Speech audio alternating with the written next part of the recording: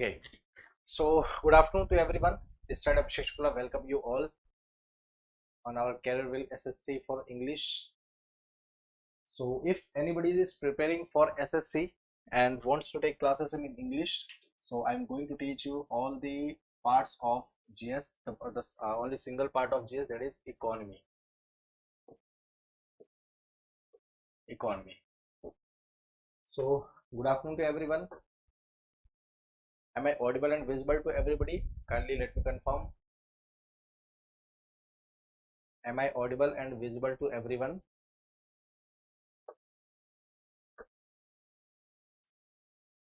Good afternoon. So should we start our class? Okay. So if you talk about the economy, about 3 to 4 questions asked from your this economy subject. So before going to the whole economy syllabus, we need to understand some terminologies, some basic concepts of economy. Like you have listened that Elon Musk has acquisition of Twitter before, I think 1 or 2 years ago. Why he made this choice? As you know, some people, some or not for some people, every people make choices. Why the people make choices? Because they want to have best alternative for anything. Are you getting my point? What I am saying? Every person want to have best alternative for their choice. It means why the choices arises. Now we have to understand that why these choices arises. So we need to understand the why the choices arises and how we can manage these choices with our resources. Now I have used this word resources.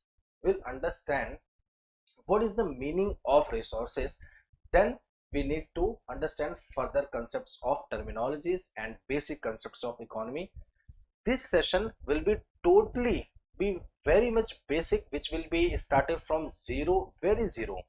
Anybody is who is preparing for till PCS exams, this class will be very much beneficial for those. If anybody is preparing for UPSC exam, definitely not, because this class is totally from basic to little bit advanced, not for foundational level. So I think you are totally be aware that what the things that which we are going to study in this class. So now, first of all, we need to, okay, some questions I need to clear. Some questions arises in your mind that, sir, how much classes you will take to cover the whole syllabus of economics? I used to tell you, I think if the classes we are talking about, I think 25 to 30 classes will be taken. But will need to cover all the part of economy, which is totally be important for the as your examination. Okay, so don't be afraid, or don't be you can say, don't be questioning yourself that how much classes will cover, how much classes will cover. Whatever the classes will be, just take it and understand and have some notes of all the classes which I am doing here. Just do your notes on your copy. Okay, so let's start our class from the basic that I have already recently just used, that term resources. Resources, what is the meaning of resources? Have you ever understood that what is the meaning of resources? We can say anything is a resource which can be used. Anything, anything which can be used and have some monetary value.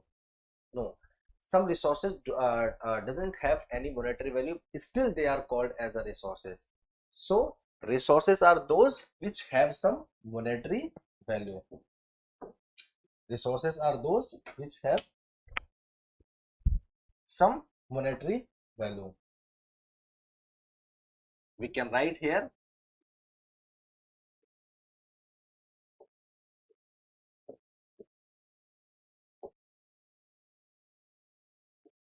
anything that can be used. anything that can be used known as resources. ठीक है, anything that can be used known as resources. So resources, is it any possibility that there is any bifurcation of resources? Definitely yes. There is two types of resources that you have in your our surroundings. The first one is economic resources,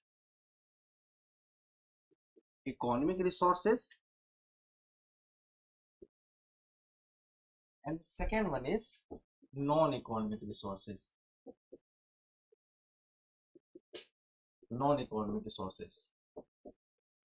So first we need to understand what is the exact meaning of resources with example.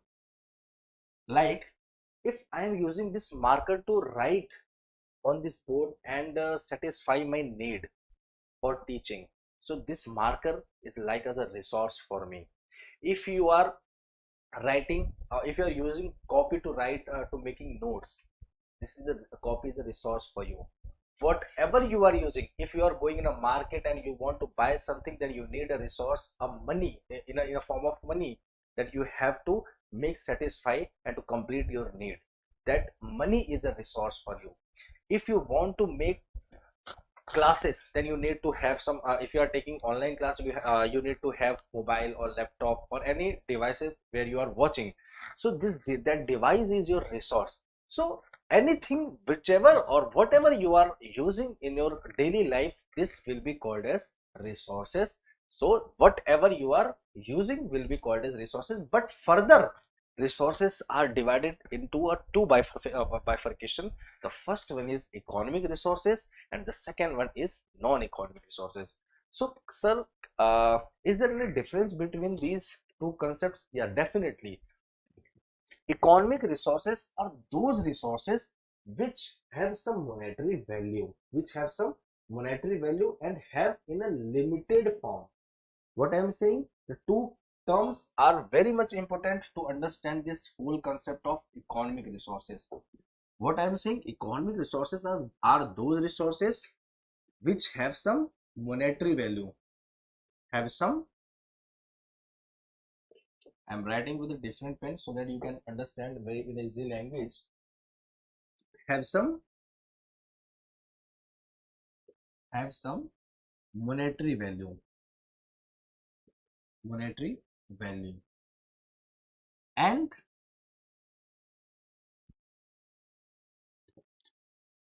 availability. If you talk about the availability, in limited manner.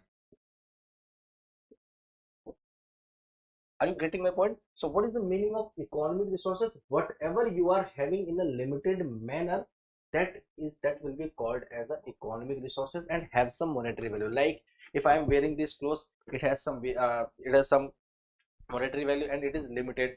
Clothes, whatever you have right now, this all the things you are able to see that all the things are economic resources which have some monetary value. What I'm saying, which have some monetary value, right? If this marker I am using, it has some monetary value, it is limited in nature, right?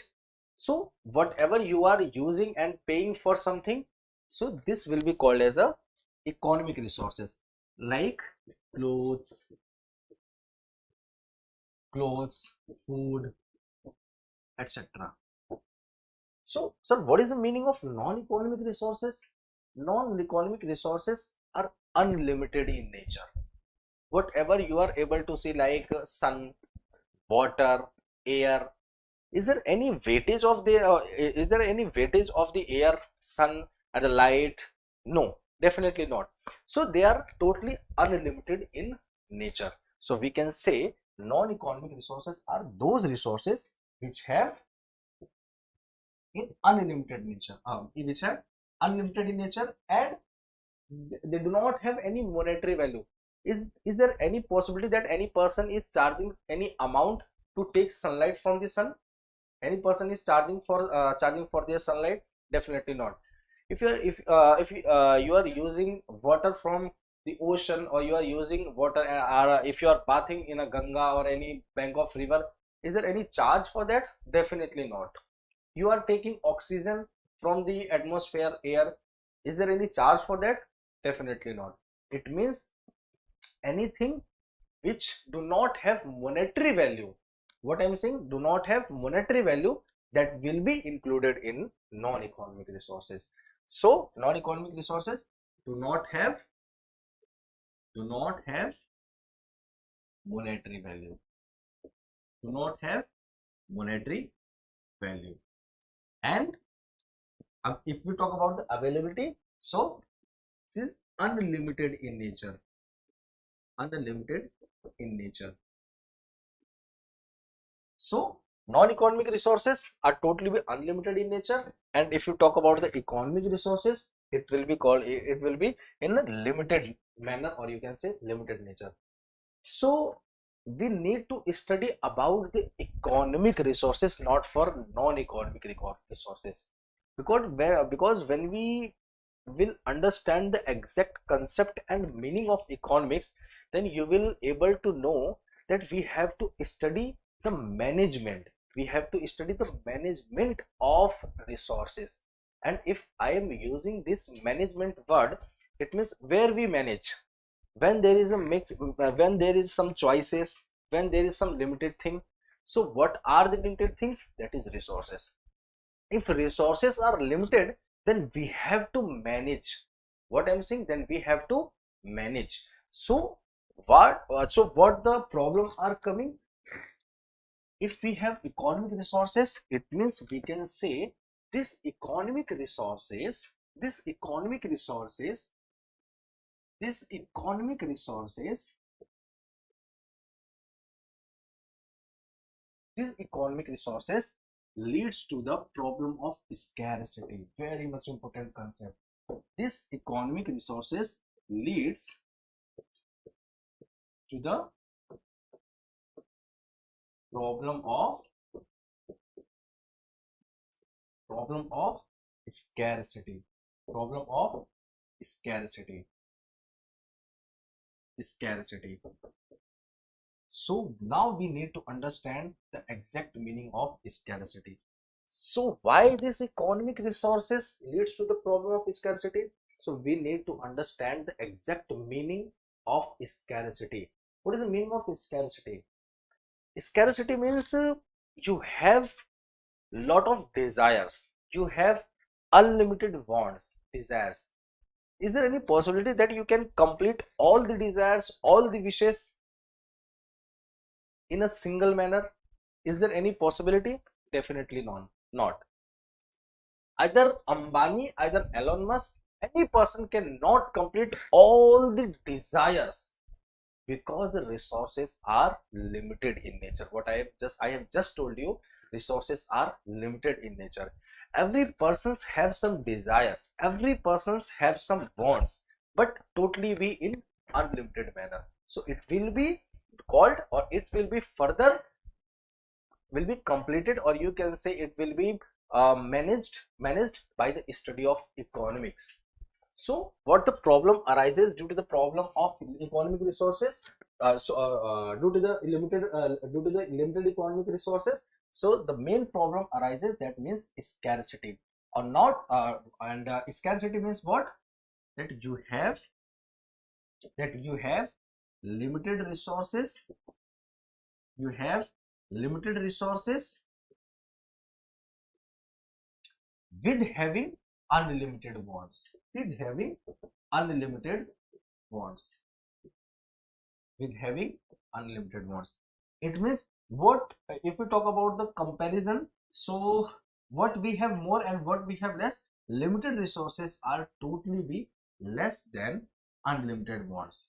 Limited resources are totally be less than unlimited wants. So we can say definitely the problem of scarcity will arise if you have the less money, and you for example, let's take an example. You went in a market, okay, and you have 100 rupees in your pocket. Definitely it's a limited form. And you are in a market, you went in a market for a Diwali shopping, okay. So you are able to see a lot of brightening lights, many things you are able to see, and you desire, a lot of desire are coming in your mind that I should buy this one, I should buy this one, this one. So you have lot of desire to buy, but is this any possibility that you can buy all the things which you are desiring, or which you are wanting? Definitely not, because of having limited amount of money you have. If you have limited amount of money, that is no possibility to buy all the things. So that is why we can say we have unlimited wants in comparatively having limited resources. So now I am asking to you, why economics emerged? Just because of these situations, to comprises, to manage this condition, to manage this condition. Are you getting my point? What I am saying, to manage this condition, manage this situation of unlimited wants in comparatively of limited resources, we need to study the part of, we need to study the subject of economics to manage this situation, to overcome with this situation, right? So if now next topic we are going to study why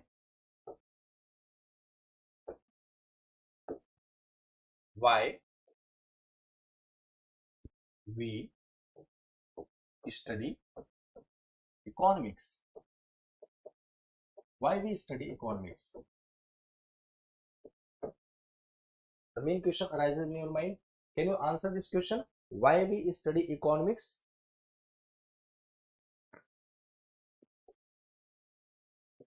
Anybody know why we need to study economics? The first main condition, that we have to adjust this situation. We have to adjust this situation so that we can complete our wants in this limited resources. It means we can say we study economics because of to adjust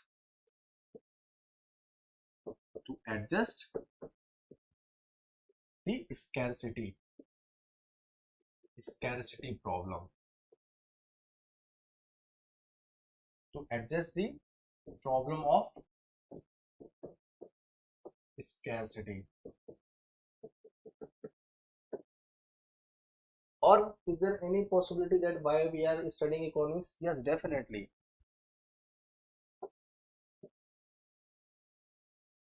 To optimize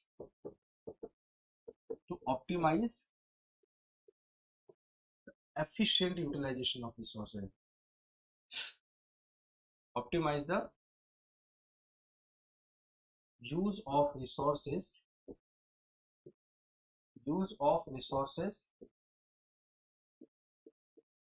in an efficiently manner.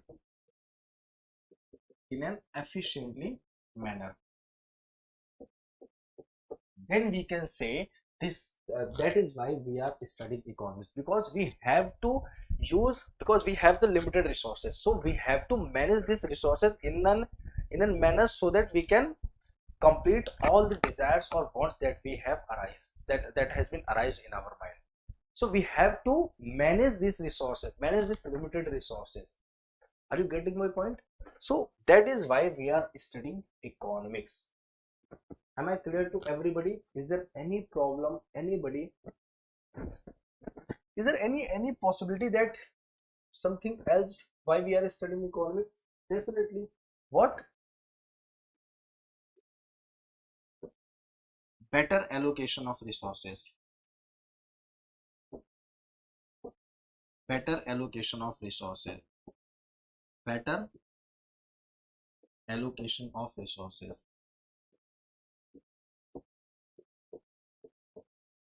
Now these three definitions maybe arise for the study of economics.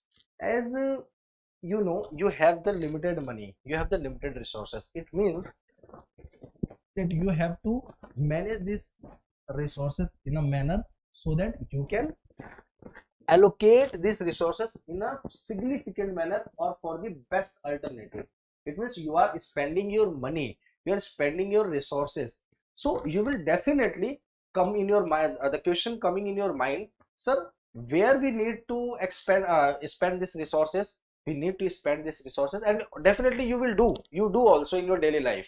You do all the best things to get the best alternative, right? So better allocation of resources, where we have to locate this point, we have to locate this money so that we can get a best alternative, right? So these are some points we can say, that these are some situations we can say study of economics arises, right? So these are some situations. Am I clear to everybody? Now we have to understand that sir, from where this economics word derived. The main question arises in our mind that sir, from where this economics word derived. So we need to understand this economics word derived from a Greek word.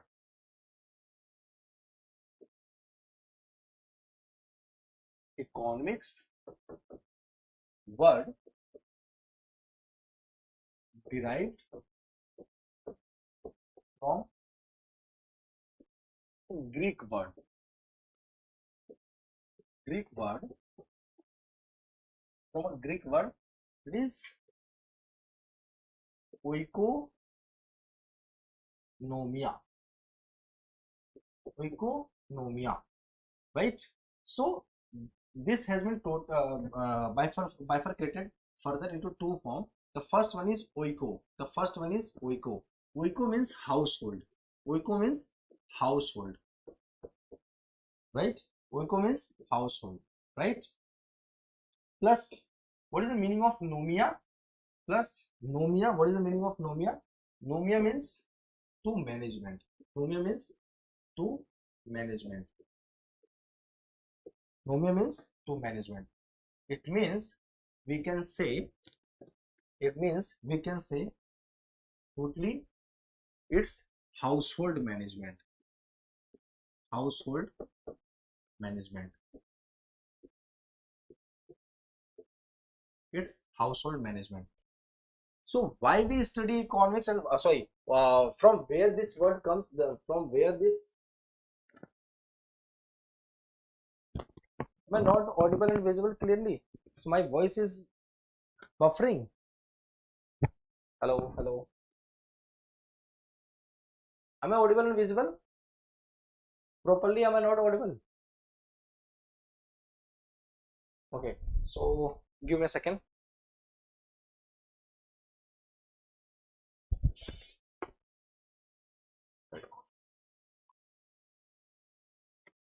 कोई है नहीं इसमें.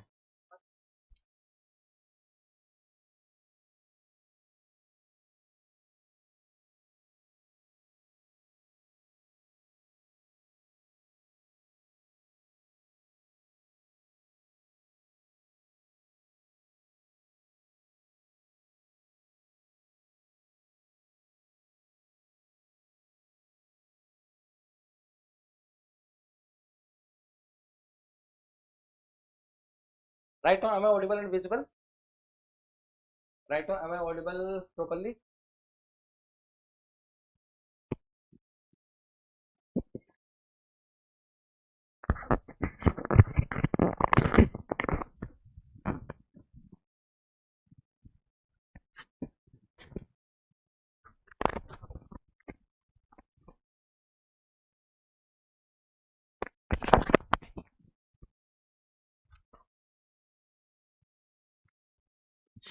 Yes.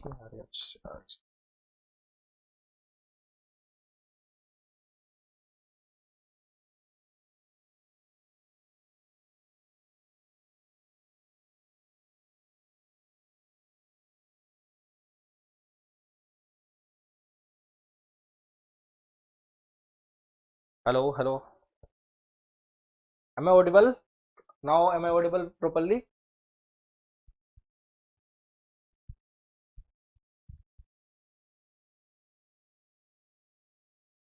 Kindly let me know if am I audible properly.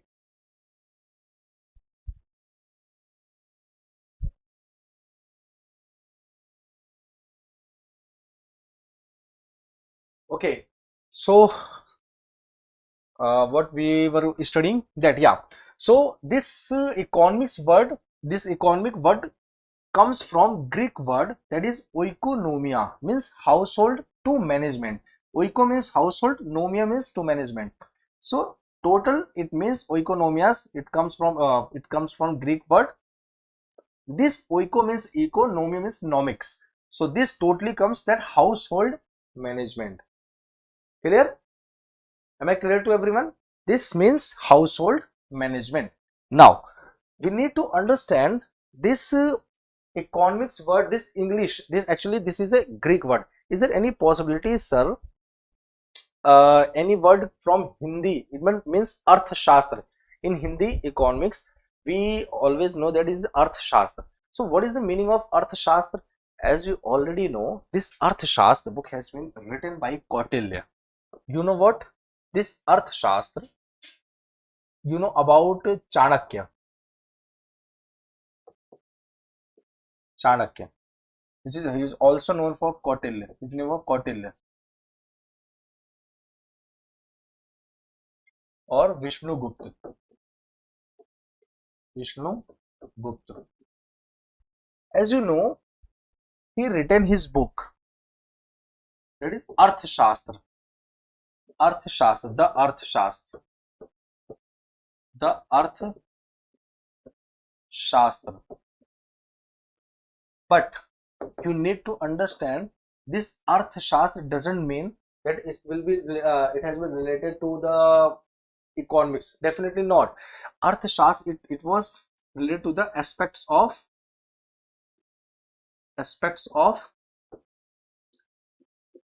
political things. It is political relations, or you can say political aspects. This Arthashastra totally be related to the aspects of political things. So from some economics concepts has been derived in this Arthashastra book, which has been written by the Chanakya. Said that is why the if in your exam question is asking that where the Arthashastra words come from, and who is written this Arthashastra book, then you have to answer that Chanakya was the person who has written this book Arthashastra. But it is totally related to the political aspects, not for the economic aspects, right? If we talk for the if question is asking for that from which from English economics comes from which word, then you have to answer that is Greek word, right? Now we have to understand the further bifurcation of this economics. Now we have to understand the further bifurcation of economics. Now the first one is economics. We have to study what is the meaning of economics. First of all, we need to understand the meaning of economics, but because we have already discussed about the resources, types of resources, and what the problem has been arising from the resources. So now we need to understand the definition of economics. Then we can say that study of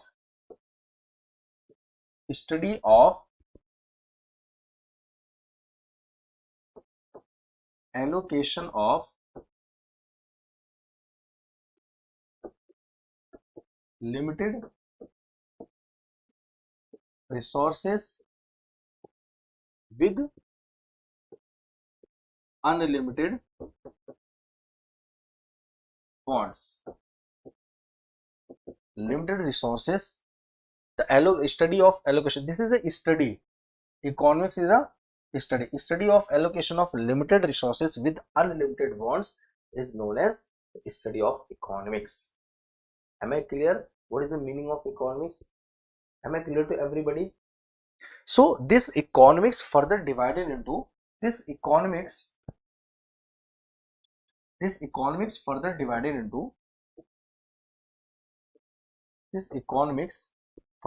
into two parts on the basis of branch, on the basis of branches, on the basis of branches, and the second one is economics is divided into the basis of nature. Clear? So economics further divided into on the basis of branches and on the basis of nature. So if we talk about the basis of branches, so you have two branches of economics. The first one is, and question already asked in your exam, that first one is microeconomics, and the second one is macroeconomics.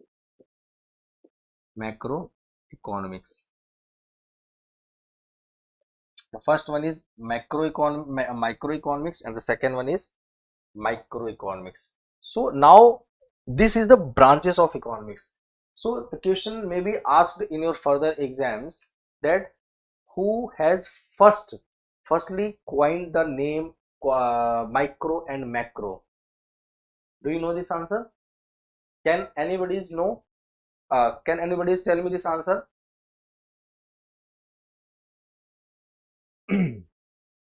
Who has coined first time this micro and macro word? Who has coined the first time? So on the basis of nature, it is further divided into two parts. The first one is positive economics,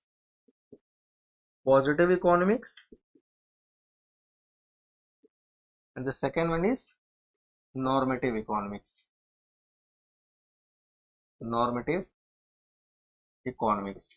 Right?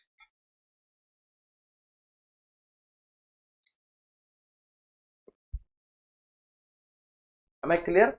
So the branches of economics are micro and macro. If the question is asking that who has used this word micro and macro first time, so Ragnar Frisch in 1933 used this first time, that is micro and macro, right?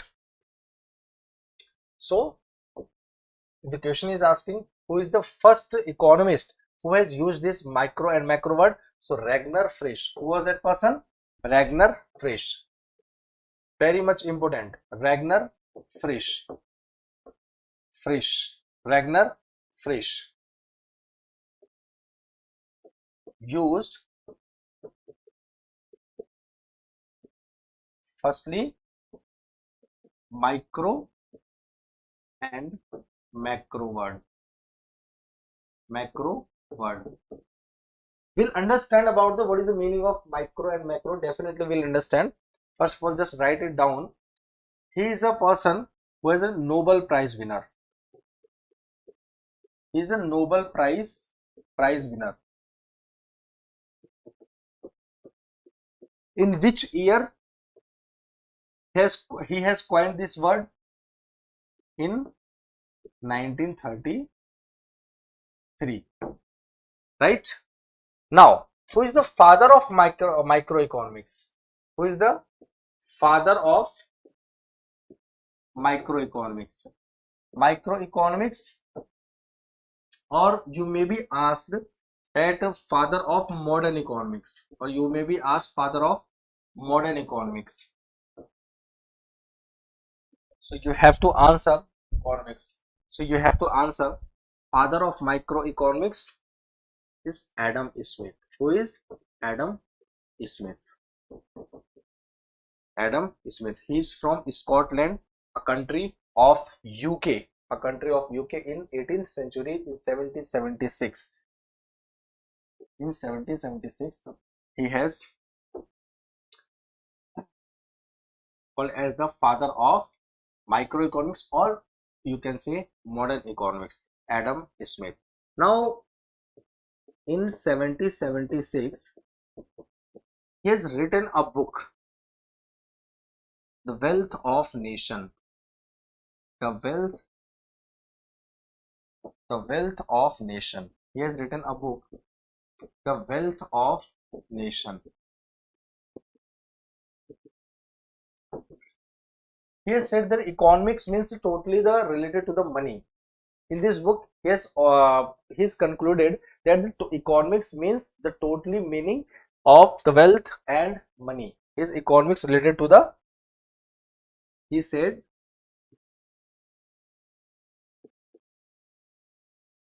economics related to wealth and money. Due to this, the capitalist economy, the thing of capitalist economy arises. Am I clear to everyone? So this is whole about what is the, who has coined this micro and macro word firstly, in which year. So 1993, Ragnar Frisch, who is a Nobel Prize, who was a Nobel Prize winner, and the father of economics called the Adam Smith for microeconomics and modern economics. So, and he wrote a book that related to the wealth of nation, the wealth of nation. So now we have to understand the meaning of microeconomics and macroeconomics. What is the meaning of microeconomics and macroeconomics?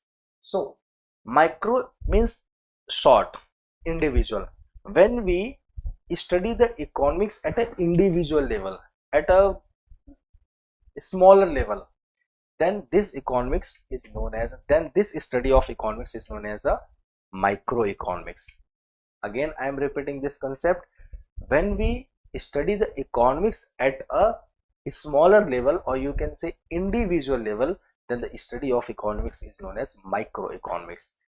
In comparison, if you are studying the economics at a large level, at a whole country level, then this economics will be known as a, then this study of economics will be known as a macroeconomics. Clear?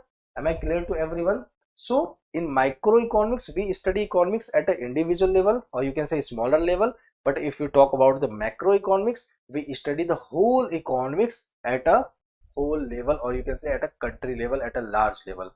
So this is the actual meaning of microeconomics and macroeconomics, right? So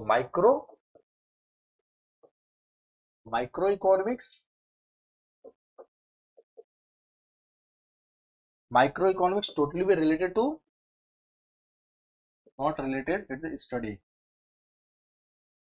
of economics at a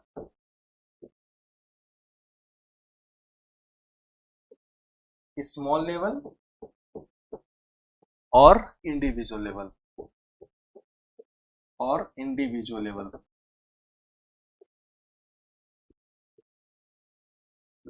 like if you are calculating the individual's demand, if you are calculating the a person's demand, a producer's supply, you are studying the economics at a market, at a single market, at a small market.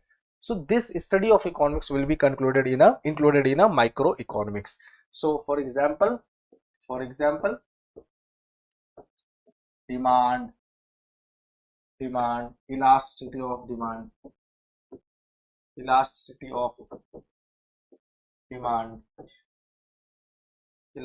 of demand, supply, revenue, etc. So these all concepts includes in microeconomics. Am I clear to everyone? What is the exact meaning of microeconomics?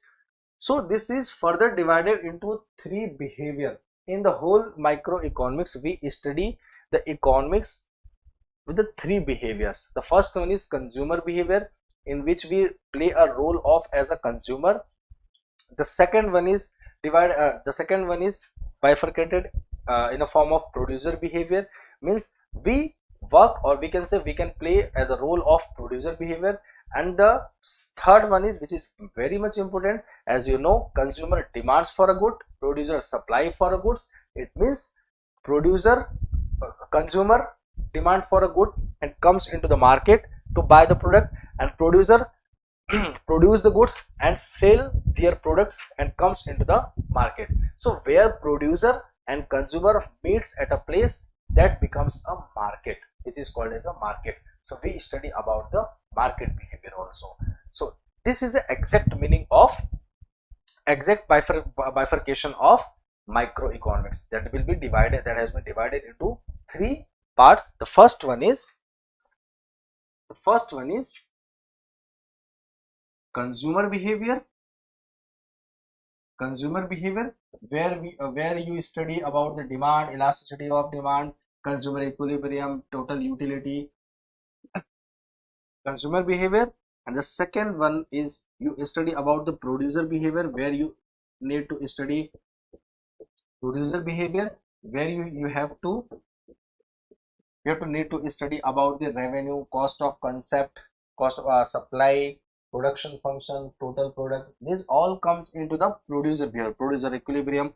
And the last one is where the consumer and producer meets at a place that will be known as a market. So you have to study about the market behavior, where you study about the forms of market,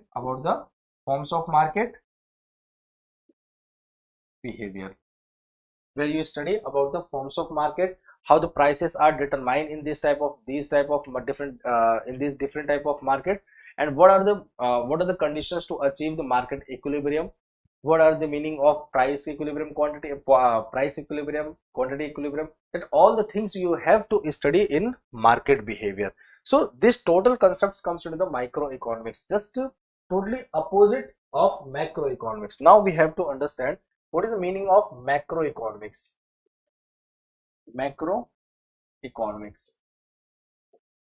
What is the meaning of macroeconomics? Macroeconomics means the study of economics,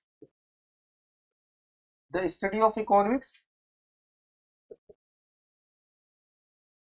a large level, the study of economics at a large level. Here you study about the national income of a country, total demand means aggregate demand of a country, right? Here you study about the income and employment theory of a country.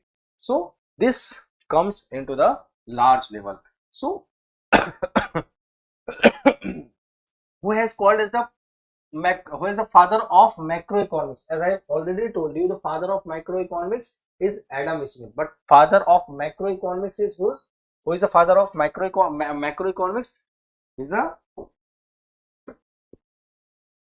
John Maynard Keynes. John Maynard Keynes is called as a father of macroeconomics. The father of macroeconomics. Got it? John Maynard Keynes. Here we study about the national income of a country. National income of a country. We study about the aggregate demand of a whole country, etc. So these concepts comes into the macroeconomics. This is the basis of branches of economics. Now we have to understand what is the meaning of what are the nature of economics. As you have already I have told you, economics has been divided into the two parts. The first on the basis of branches, and the second one is on the basis of nature. On the basis of branches, we have already studied that the first one is microeconomics, the second one is macroeconomics. We have studied who is the father of microeconomics, who is the father of macroeconomics. Now we need to study about the nature of economics, which has been divided into two parts. The first one is positive economics and the second one is normative economics. Now we need to understand what is the meaning of positive economics. So let's take an example. So if any person is taking alcohol, so is this good for him or not?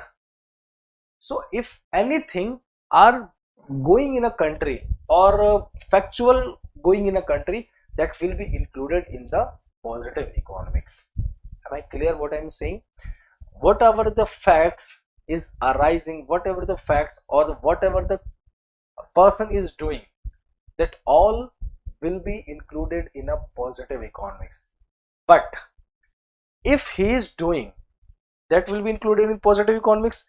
But if we are providing the ideology that he should or he should do or not, that will be included in the normative economics. It means we provide judgment, we provide a proper ideology. Is this right to do? Is this right to is this wrong to do? So we provide here judgment in normative economics. So in positive economics, all the factual things will be included, but in normative economics, all the ideologies are included, all the judgment things are included, right? Am I clear to everyone or not? Am I clear to everyone? So we can say, we can differentiate these two things into two forms. So we can say positive economics may be called as a descriptive in nature, and normative economics be called in a prescriptive in nature. So let's take another example to understand this whole concept. If you are going if you are facing any problem, like you have a fever, right?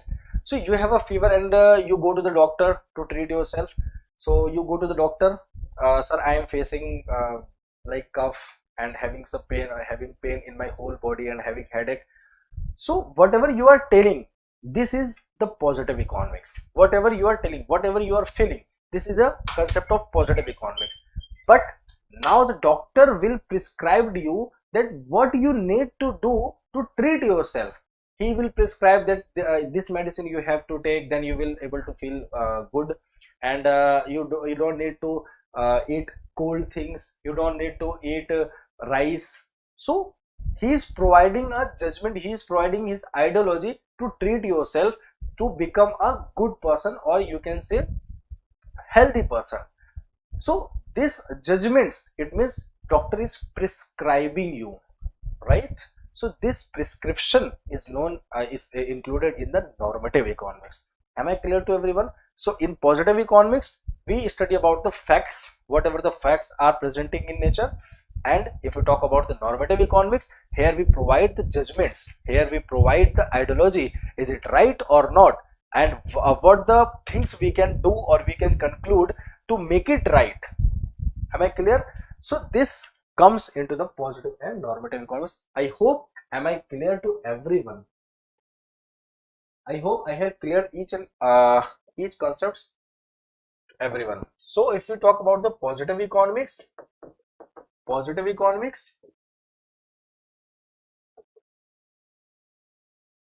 here we includes facts, data, whatever we have. It is totally descriptive in nature.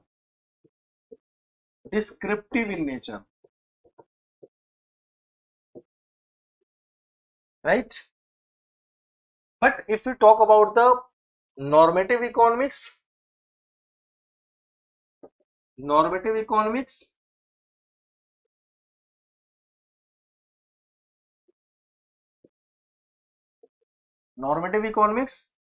this will be includes judgments,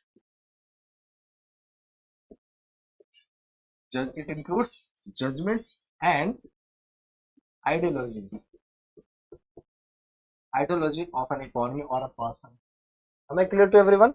Now the second one is, what is in nature, normative economics nature will be called in a prescriptive nature.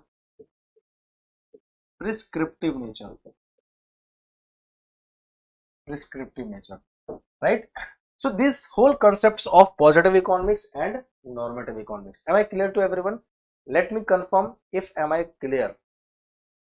Kindly let me confirm if am I clear to each and every concept which I have told you. Just tell me. So this whole concept we have just studied. So in this class we have studied the type of resources, what is the meaning of resources, economic resources, and why the study of economics, why we study the economics, where the word economics comes from, who is where the Hindi words where the Hindi words of economics comes from according to 250 BC. You can write also, it's given in 250 BC. Now we have studied studied the meaning of economics. What is the meaning of economics? What are the branches of economics and according to the nature of economics? And also we have studied the what is the main meaning and the father of microeconomics and the macroeconomics. We have studied about the positive economics, normative economics. So these all concepts we have studied. The PDF will be provided my Telegram channel, Abhishek Sir Official. And if anybody is preparing for banking exams, they can also join our Bankers Ground channel. I hope I have cleared each and every concepts in an easy manner. So hope so we'll meet in next class. So thanks a lot everybody. And yeah, okay, so only 3 to 4 questions is asked on the basis of terminologies. We study about some stories, we study about some terms, basic terms, because students are very much afraid from the subject of economics. I don't know but why they are afraid. It's a totally general life related subject. You are whatever you are doing in your daily life, that will be totally can be included in a subject of economics. We not need to we not need to afraid from this subject. We have to relate this subject with with our general life, so that we can understand this whole concept of economics in an easy manner. Okay, so we'll meet in next class. Thanks a lot everybody. Jai Hind.